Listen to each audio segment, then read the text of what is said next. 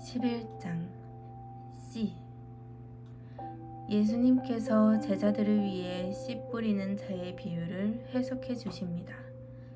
뿌리는 자는 말씀을 뿌리는 것이라 말씀이 길가에 뿌려졌다는 것은 이들을 가리킴이니 곧 말씀을 들었을 때에 사탄이 즉시 와서 그들에게 뿌려진 말씀을 빼앗는 것이요 또 이와 같이 돌밭에 뿌려졌다는 것은 이들을 가리킴이니 곧 말씀을 들을 때에 즉시 기쁨으로 받으나 그 속에 뿌리가 없어 잠깐 견디다가 말씀으로 인하여 환난이나 박해가 일어나는 때에는 곧 넘어지는 자요.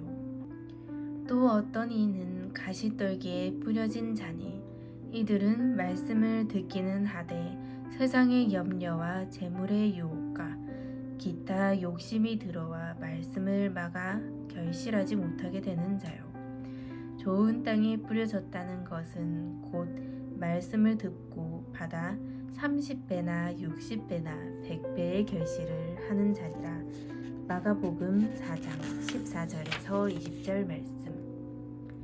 예수님께서는 씨를 여기저기 뿌리는 한 사람에 대해 말씀하십니다.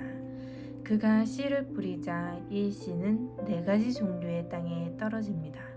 주님은 이 4가지 종류의 땅이 각각 어떻게 반응했는지, 즉 이 씨를 싹 틔웠는지 아닌지 말씀하십니다.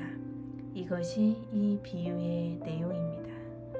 이 비유의 참 목적은 씨 심는 방법을 가르치고자 하는 것도 아니며 농부가 되는 법을 가르치고자 하는 것도 아닙니다.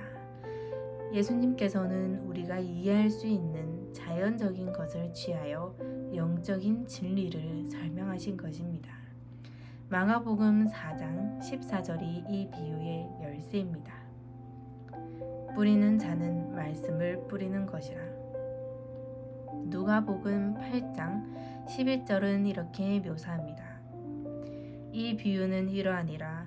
씨는 하나님의 말씀이요 심겨지는 씨는 하나님의 말씀입니다. 그러니 이 비유는 농부가 곡식을 어떻게 거두는가에 대한 것이 아니지요.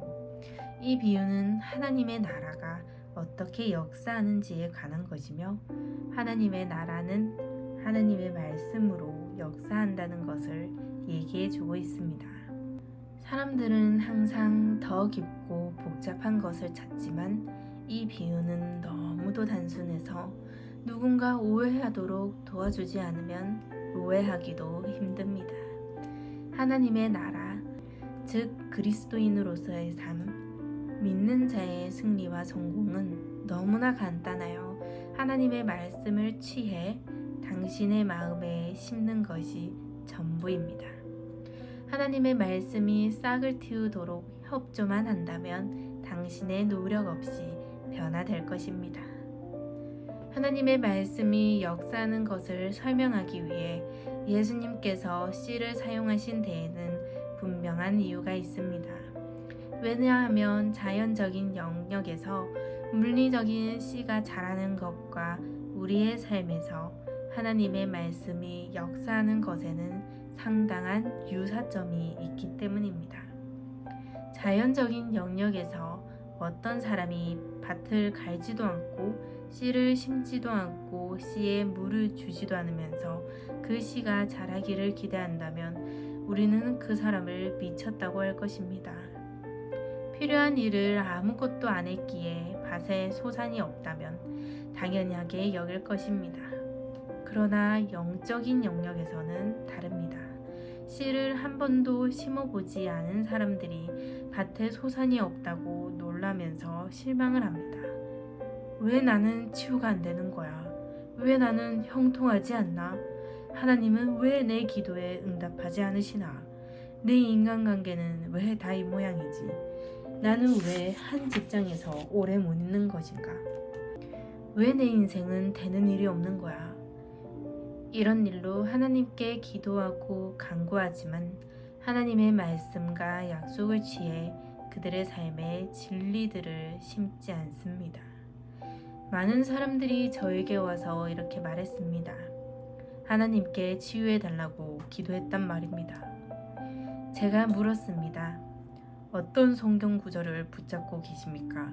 치유를 위해 어떤 약속을 당신의 삶에 심으셨나요? 그들은 대답합니다. 저는 말씀을 몰라요. 치유가 하나님의 뜻이라는 것만 압니다. 하나님께서 저를 치유하기 원하신다는 것을 믿어요. 그러나 그들은 붙잡은 말씀이 없습니다. 받은 약속이 없는 것이지요. 하나님의 말씀을 그들의 마음에 심어 본 적이 없다는 말입니다. 하나님의 말씀에 있는 약속들이 몇 장 몇 절에 있는지 아는 것은 매우 유익합니다. 예를 들어 이사야 53장 4절에서 5절은 이렇게 말합니다. 그는 실로 우리의 질고를 지고 우리의 슬픔을 당하였거늘 우리는 생각하기를 그는 징벌을 받아 하나님께 맞으며 고난을 당한다 하였노라. 그의 찔림은 우리의 허물 때문이요 그의 상함은 우리의 죄악 때문이라.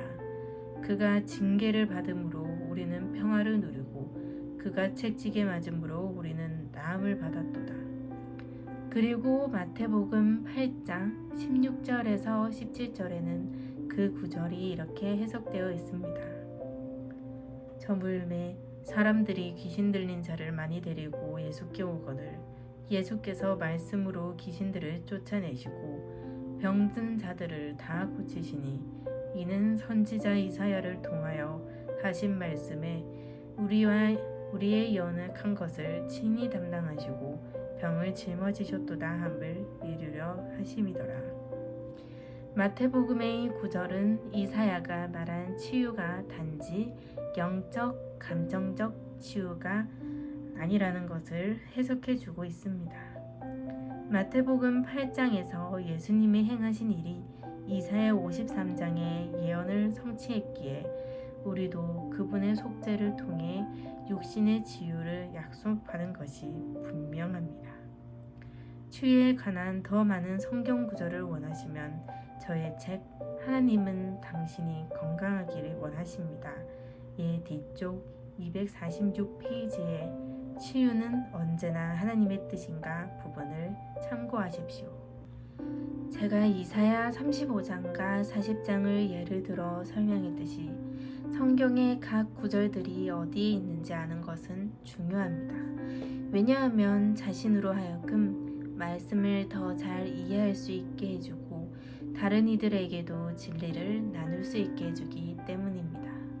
그럼에도 불구하고 꼭 장과 절을 외워야 하는 것은 아닙니다.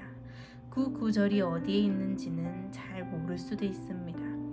장과 절을 암송하지 못할 수도 있습니다.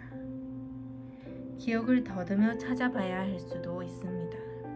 그러나 그 진리를 추구하고 자신의 것으로 주장하려면 그 전에 그 말씀을 반드시 계시로 깨달아야 합니다. 몸이 아파 침대에 누워 구토할 지경에 이르러서야 성경 어딘가에 주님이 나를 치유하기 원하신다고 말씀하신 부분이 있는데 라고 말해봐야 소용이 없습니다. 하나님의 나라는 그렇게 역사하지 않습니다. 그것은 마치 심지 않고 추수를 바라는 것과 같기 때문입니다. 심지 않았으면 거두지 못합니다. 사람들이 하나님께 받아 누리지 못하는 가장 큰 이유는 하나님 말씀의 진리를 취해서 그 말씀에 심은 적이 없기 때문입니다. 이런 이유로 인해 사람들이 아무리 하나님께 기도하고 원하고 간구하고 때를 써도 승리를 경험하지 못하는 것입니다. 그래서 주님께서 씨 뿌리는 자와 씨의 비유를 드셨습니다. 주님은 그분의 나라가 어떻게 역사하는지 우리가 알기 원하십니다. 씨 뿌리는 자는 하나님의 말씀을 심습니다. 주님께서 말씀하시는 씨는 물리적인 씨가 아니라 하나님의 말씀이 씨와 같다는 뜻입니다. 당신이 만약 치유가 필요하다면 치유에 대한 구절을 취하여 묵상하십시오. 성경에서 치유에 관한 모든 구절을 찾으십시오. 성경 속에 치유받은 사람의 예를 공부해 보십시오. 잠언 4장 22절은 하나님의 말씀이 다음과 같다고 합니다. 그것을 얻는 자에게 생명이 되며 그 온 육체의 건강이 됨이라. 하나님의 말씀을 씨를 취하듯 취해서 마음에 심기 시작하면 이 심겨진 말씀이 초자연적인 치유를 당신의 삶에 일어나게 할 것입니다. 다음은 시편 107편 20절입니다. 그가 그의 말씀을 보내어 그들을 고치시고 위험한 지경에서 건지시는도다. 하나님의 말씀은 치유와 자유함을 줄 것입니다. 저는 지금 누군가를 꾸짖고 있는 것이 아닙니다. 다만 너무나 많은 사람들이 이 진리를 놓치고 있기 때문에 이것을 강하게 주장하는 것입니다.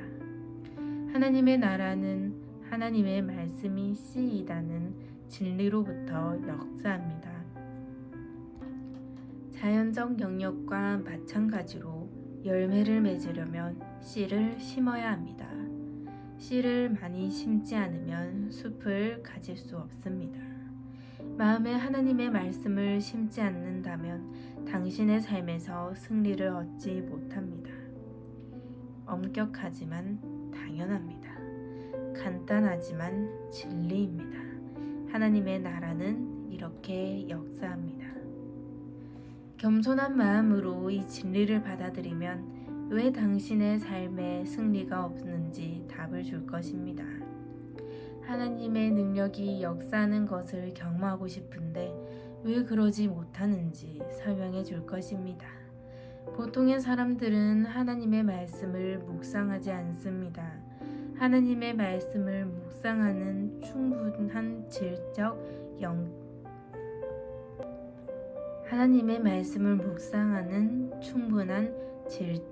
양적 시간을 보내지 않습니다. 하나님의 말씀에 대한 깊은 이해가 없습니다. 제가 이렇게 말할 수 있는 이유는 정기적으로 수천 명의 사람들을 대하기 때문입니다. 저에게 오는 거의 모든 사람들이 힘들다고 합니다. 울며 불평하며 저에게 옵니다. 그러나 하나님의 말씀에 대한 그들의 지식은 거의 빈통이라고 볼 수 있습니다. 그들은 하나님의 말씀이 뭐라고 하는지 모릅니다. 우리 목사님이 말씀하시길 이라고 하거나 성경 어딘가에 이런 말이 있을 텐데 라고 합니다. 그렇게 해서는 치유가 될 수 없습니다. 하나님의 말씀이 계시적으로 깨달아져야 합니다. 하나님의 말씀이 당신 안에서 살아있어야 합니다. 말씀의 약속을 씨를 심듯이 마음에 심고 묵상하지 않으면 당신은 하나님의 말씀이 역사하는 것을 절대 경험하지 못할 것입니다. 하나님은 왜 내 기도에 응답하지 않으실까? 하고 의아해하고 계십니까? 하나님은 씨를 주셨는데 우리가 심지 않았기 때문입니다. 마치 이런 사람과 같습니다. 하나님, 왜 저의 정원에 싹이 나게 하지 않으시나요? 하면서 기도합니다. 씨는 심지도 않고 말입니다. 자연의 법칙은 하나님께서 만드신 것이고 하나님은 자신이 만든 법칙을 깨트리지 않으실 것입니다. 하나님은 영적인 법칙을 만드셨고 또한 이 법칙도 깨지 않으실 것입니다. 하나님의 말씀이 우리에게 이렇게 말하고 있습니다. 그가 그의 말씀을 보내어 그들을 고치시고 위험한 지경에서 건지시는도다. 말씀 전체에 걸쳐 하나님을 우리의 치료자와 공급자로 계시하는 약속이 가득하고 주님은 우리가 형통하길 원하신다는 증거가 가득하지만 그분의 치유와 공급을 경험하기 위해서는 하나님의 말씀을 취해 당신의 삶에 심어야 합니다. 주님께서 씨 뿌리는 자의 비유를 사용하신 이유 중 하나는 싹이 나는 과정이 사회적 법칙으로 되는 것이 아니라 자연적 법칙으로 되기 때문입니다. 사람이 만들어 사람에 의해 운영되는 사회 법칙은 깨질 수도 조종할 수도 있습니다. 우리 대부분이 학교를 다닐 때 시험 공부를 제대로 하지 않았지요. 친구들과 노느라고 시험 기간이 다 돼가서야 공부를 시작합니다. 그리고 시험 전날 밤을 새며 공부합니다. 그래서 시험을 치고 점수를 받아서 졸업도 하지만 법칙은 깨트렸습니다. 배운 것이 없기 때문입니다. 지금 기억하고 있는 것도 없습니다. 순간을 모면하라고 선수를 쳤을 뿐입니다. 그러나 자연적 법칙은 이렇게 되지 않습니다. 제가 예전에 가르치던 성경 공부 모임이 있었는데 그중 한 남자는 아마도 그 지역에서 가장 악질 죄인에 속했을 것입니다. 온갖 죄를 다 저질렀지요. 그러다가 기적적으로 거듭나서 성령 세례도 받았습니다. 그 전에는 마귀를 섬겼던 그 정성으로 완전히 돌아서서 온 마음을 다해 하느님을 섬겼습니다. 그 지역의 모든 사람들이 이 사람에게 어떤 일이 일어났는지 다 알았습니다. 우체국, 시장, 주유소, 그 어딜 가든지 사람들은 그의 변화를 알아차렸습니다. 그런 이유로 그는 간증할 기회가 많아졌습니다. 그는 모든 사람에게 주님에 대해 얘기하게 되었습니다. 또 자기 집을 오픈하여 나를 초대해서 사람들에게 말씀을 가르치게 하였습니다. 60, 70명의 사람들이 이 사람의 변화를 보기 위해 그 성경 공부 모임에 오곤 했습니다. 이렇듯 이 형제의 열심은 엄청났지만 말씀의 지식이 부족해서 심각한 실수를 하고 말았습니다. 그는 교회에서 봉사하는 것 외에도 여기저기 간증을 하러 다녔습니다. 농부였던 그는 이로 인한 바쁜 일정 탓에 원래 하던 대로 파종 때에 파종을 하지 못했습니다. 그가 가진 땅은 너무도 넓어서 구역을 나누어야 할 정도였습니다. 한 구역이 80만 평이었습니다. 그런데 주님을 위해 간증을 하러 다니느라 시간이 없어서 밀을 심지 못한 것입니다. 주님을 사랑하는 그의 열정과 중심이 신실했기 때문에 이 남자는 하나님께서 초자연적으로 그를 축복하실 것이라 믿었고 비록 씨를 심지 않았지만 밀을 수확할 수 있을 것이라고 믿었습니다. 마침내 밀을 수확할 때가 되어 한 3주 정도면 모두가 단을 거둘 때가 되었습니다. 모든 사람들의 밀이 자라 황금색으로 변하여서 수확할 때가 된 것입니다. 그때가 되자 이 남자가 50만 달러를 빌려 밀씨를 샀습니다. 그는 50만 달러가 넘는 추수때를 코앞에 두고서 뿌려댔습니다. 그는 자기가 하나님의 일을 하고 있었기 때문에 하나님께서 초자연적인 수확을 할 수 있게 해주실 것이라고 생각했습니다. 물론 그런 일은 일어나지 않았지요. 밀이 자라지 않아 수확할 수 없게 되자 그는 그 돈을 다 잃어 파산할 지경이 되었습니다. 그리고 저에게 기도를 부탁하러 왔습니다. 그는 화를 내며 말했습니다. 하나님이 저에게 왜 수확할 것을 주지 않으셨는지 이해할 수 없어요. 저는 이렇게 말했습니다. 하나님의 나라는 그렇게 역사하지 않아요. 파종 때에 심을 심어야 하고 그 후에는 성장하고 자랄 시간을 주어야 합니다. 자연의 법칙이 그래요. 그가 반격했습니다. 그렇게 되는 걸 누가 몰라요. 제가 수년간 해오던 일인데. 그렇지만 제가 영적인 일을 하고 있었으니 뭔가 달라야 하는 거 아닙니까? 이 남자는 사실 많은 사람들이 머릿속으로만 생각하는 바를 말로 표현했을 뿐입니다. 자연적인 영역에서는 이 물리적, 자연적 법칙에 지배를 받는다는 것과 원하는 결과를 얻기 위해서는 그 전에 해야 할 일이 있다는 것을 사람들은 압니다. 그러나 영적인 영역에서는 진심으로 원하거나 다급한 상황이거나 간절한 원하기만 하면 어떤 준비 없이도 원하는 결과를 기대해도 된다고 생각합니다. 씨 뿌리는 자의 비유는 물리적, 자연적 씨가 심어져야 싹을 틔울 수 있으시 영적인 영역에도 법칙이 있음을 보여줍니다. 그 법칙 중 하나가 바로 하나님의 말씀이 씨라는 사실입니다. 당신의 삶에 원하는 결과를 얻고자 한다면 반드시 하나님의 말씀을 당신의 마음에 심어야 합니다. 당신의 결혼 생활, 인간관계, 재정, 건강, 감정, 그 어떤 영역이든 그곳에 하나님 나라의 열매를 원한다면 그 영역에 대해 약속하는 하나님 말씀인 씨를 취해 당신의 삶에 심어야 합니다. 이 씨에 적절한 영양을 공급하고 비유에 나오는 대로 씨를 잘 돌본다면 당신이 원하는 열매를 거두게 될 것입니다. 이 이치는 너무 단순해서 누가 오해하도록 도와주지 않으면 오해할 수도 없습니다.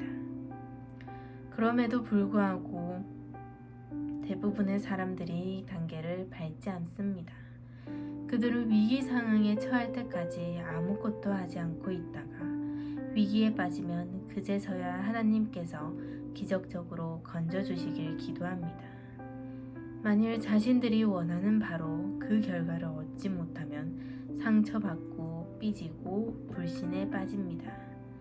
제가 너무 직설적으로 말하는 점을 용서하십시오. 그러나 추수하기 일주일 전에 파종하여 자연 법칙에 실패한 그 농부가 멍청하듯 말씀은 심지도 않고 열매가 없다고 하나님께 화를 내는 것도 너무나 멍청한 짓입니다. 자연 법칙에는 문제가 없습니다. 당신이 거기에 맞춰야 하는 것입니다. 영적인 법칙에도 문제가 없습니다. 당신이 그것을 배워서 거기에 맞춰야 합니다. 저의 삶의 열매를 원하면 저도 하나님의 말씀으로 가야만 합니다. 제가 원하는 것을 약속하고 있는 씨를 취해 그 말씀을 묵상해야 합니다. 그러다 보면 제가 원하는 것들이 이루어져 추수를 하게 됩니다.